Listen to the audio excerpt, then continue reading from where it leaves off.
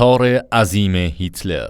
اسم این قطار برایت پوربانه، یک قطار عظیم الجثه با 6 متر عرض و 7 متر ارتفاع. فضای داخلی قطار بسیار مجلل و در عین حال به شدت مسلحه. زیر این گنبد شیشه‌ای تأسیسات دفاع ضد هوایی قرار داره و تسلیحات و سربازان بیشماری در کابین‌های اون پنهان شدن. این قطار مجهز زایده ذهن کسی نیست جز آدولف هیتلر که در حقیقت اسباب بازی مورد علاقش بود. با وجود اینکه بسیاری از پروژه‌های قدرت طلبانه اون با پیشرفت جنگ لغو شدن، هیتلر تمام تلاشش رو کرد تا این طرح به ثمر بشینه، چرا که هسته اصلی نقشه نازی‌ها برای تسلط به دنیا این قطار بود. هیتلر به خاطر طراحی زیرساخت‌های گسترده شهرت بسیار داشت. برای مثال استادیوم ژرمن که قرار بود در نورنبرگ کنار سالن کنگره و باند زپلین ساخته بشه، گنجایش 400,000 نفره رو داشت و میتونست بزرگترین میدان مسابقه جهان باشه. پل بزرگ ابله و هامبورگ میتونست رکورد پل گلدن گیت رو بشکنه.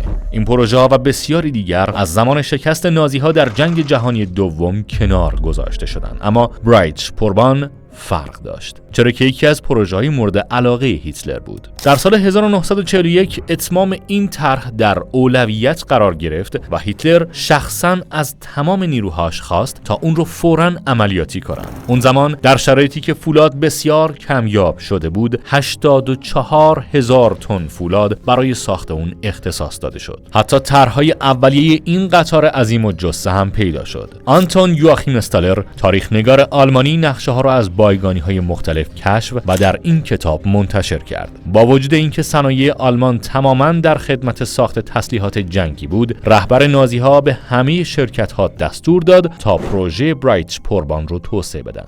در نتیجه بیش از 100 طرح برای لوکوموتیوها و واگن‌های اون ارائه شد. فاصله داخلی بین ریل‌ها عرض خط نام داره. اون زمان عرض خط استاندارد در سراسر جهان 1435 میلیمتر در نظر گرفته میشد و تنها در برخی کشورها تفاوت جزئی داشت. اما هیتلر ابتدا یک ریل 4 متری برای قطار مخصوصش می‌خواست که پس از بگو مگوهای فراوان در نهایت به ریل 3 متری بسنده کرد. خود قطار هم سازه‌ای غول پیکر بود با 6 متر عرض و 7 متر ارتفاع. طول اون برای قطارهای مسافربری به 420 متر و برای قطارهای باربری به بیش از 1 کیلومتر میرسید و طبق خواست شخص هیتلر 2 طبقه طراحی شده بود. در واقع قطارهای امروزی در مقایسه با اون بسیار کوچک به نظر میرسند. قرار بود قطار بسیار مجلل و مجهز باشه. کوب‌های درجه 1 در طبقه بالا قرار داشت تا دید بهتری از منظره داشته باشند. داخل اون بسیار بزرگ بود و رخت‌آویز و دسته‌های صندلی راحتی داشت. دقیقاً زیر این اتاق‌ها در طبقه دوم کوپه‌های درجه 2 قرار داشت که نسبتاً جادار بود و همینطور کوپه‌های درجه 3 که کوچکتر میشد. علاوه بر این مکان‌های عمومی بسیاری وجود داشت که میتونستید نوشیدنی بنوشید، سیگار بکشید و روی مبل‌ها به آرومی استراحت کنید. امکاناتی مشابه البته بدون سرو نوشیدنی در اتاق‌های مطالعه و ملاقات هم وجود داشت. طراحی رستوران قطار هم بسیار چشم نواز بود. در طرح‌های اولیه هر میز صندلی‌های چوبی طبیعی با روکش طلا داشتند و لوسترهای مجللی از سقف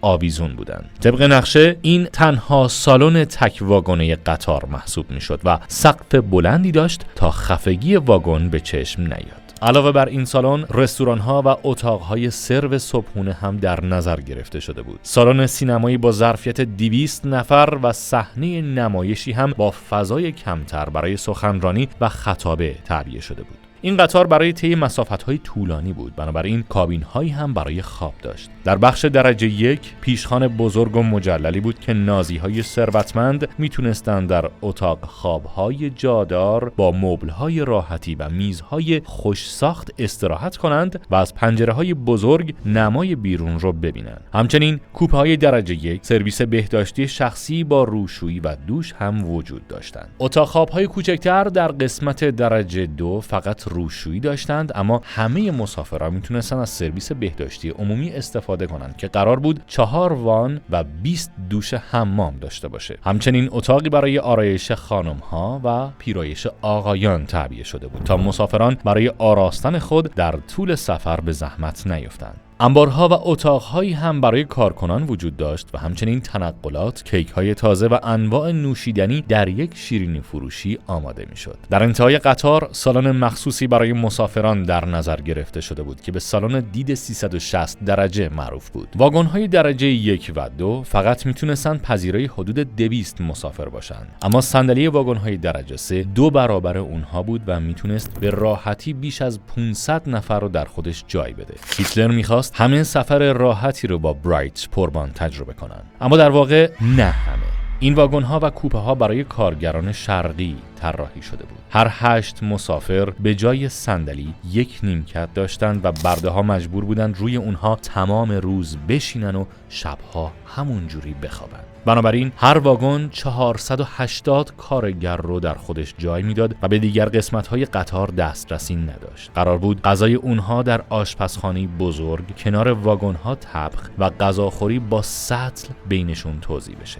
بیایید نگاهی کلی به این طرح بندازیم. هیتلر برای ساخت برایت پوربان چه هدفی رو دنبال می‌کرد؟ چرا اون رو در اولویت قرار داد؟ آدولف هیتلر در 24 مارس 1942 هرمان اسر معاون وزیر امور خارجه و هرمان گیزلر معمار آلمانی رو در مونیخ به صرف نهار دعوت کرد. در اون ملاقات گفت: همونطور که لازمه باید خودمون رو با سرعت به قسطنطنیه و استانبول برسونیم. باید در کمترین زمان به سیلزی شمالی و دونت بیسن هم دسترسی پیدا کنیم. به قطارهای نیاز داریم که با سرعت 200 کیلومتر در ساعت حرکت کنند. باید واگن‌های عریض‌تری بسازیم که ترجیحاً 2 طبقه باشن. طبقه بالایی باید دید خوبی نسبت به منظره داشته باشه. همچنین ریل‌ها باید طوری طراحی بشن که قطارهای باربری از هر دو طرف تردد داشته باشن. فقط از این راه میتونیم منطقه شرقی رو خصوصاً از نظر اقتصادی طبق برنامه‌هامون توسعه بدیم. حتی اگه ساخت این خط آهن مشکلات زیادی برای ما به وجود بیاره و منابع فراوانی نیاز داشته باشه، نباید اجازه بدیم متوقف بشه.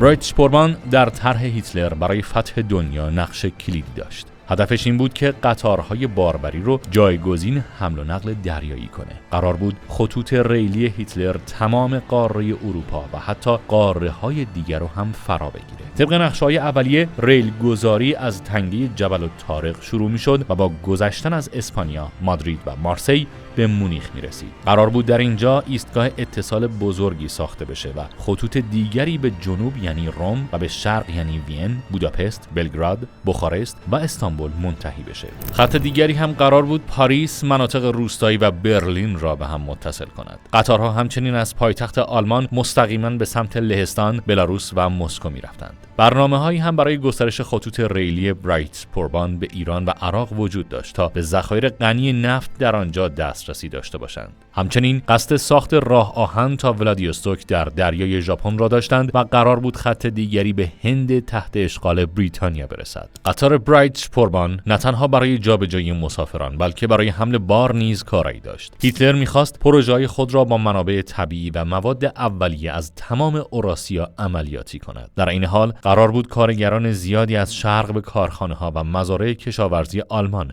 منتقل شوند. برای همین هم کوپه‌های کارگران شرقی را طراحی کرد. از طرفی آلمانی‌ها باید در نیمی از جهان مستقر می‌شدند تا ابزاری برای استعمار توده‌ای باشند. به همین دلیل برایت پوربان کاملا مسلح بود تا مقاومت افراد محلی را در هم بشکند. این قطار سربازان زیادی را جابجا می‌کرد و اتاقک‌های مهمات زیادی داشت. از آن برای حمل سلاح‌های سنگین مثل تانک یا حتی کشتی هم استفاده می‌شد. اما در نهایت این قطار هرگز ساخته نشد. بعضی از پروژه‌ها بعد از جنگ به اتحاد جماهیر شوروی منتقل شدند. طبق گفته‌ها این پرونده‌ها به فرانسه فرستاده شده و در پاریس نگهداری می‌شوند و هرگز منتشر یا از سر گرفته نخواهند شد. البته تعجبی هم ندارد. از همان ابتدا بسیاری از کارشناسان خطوط ریلی آلمان اعتقاد داشتند که بیشتر خطوط عملیاتی برایت پوربان را می‌توان با ریل‌های استاندارد جایگزین کرد. اما هیچ کس جرأت نداشت به طور جدی با این طرح مخالفت کند و اسباب بازی محبوب هیتلر را کنار بگذارد. برایت پوربان هم مانند سایر پروژه‌های هیتلر نمونه شرم‌آوری از جنون قدرت طلبی او بود. آلبرت اشپر معمار نازی‌ها چند سال بعد گفت: هر چیزی که یه پروژه بزرگتر و وسیع‌تر بود، هیتلر اشتیاق بیشتری برای ساختش پیدا می‌کرد. طرح برایت پوربان نمونه بارز برنامه گسترده هیتلر برای فتح دنیا بود. اینکه او چنین پروژه عجیب و غریبی را تا آخرین روزهای جنگ دنبال می‌کرد، نشان می‌دهد حرص و جنون او برای قدرت تا چه اندازه زیاد بود.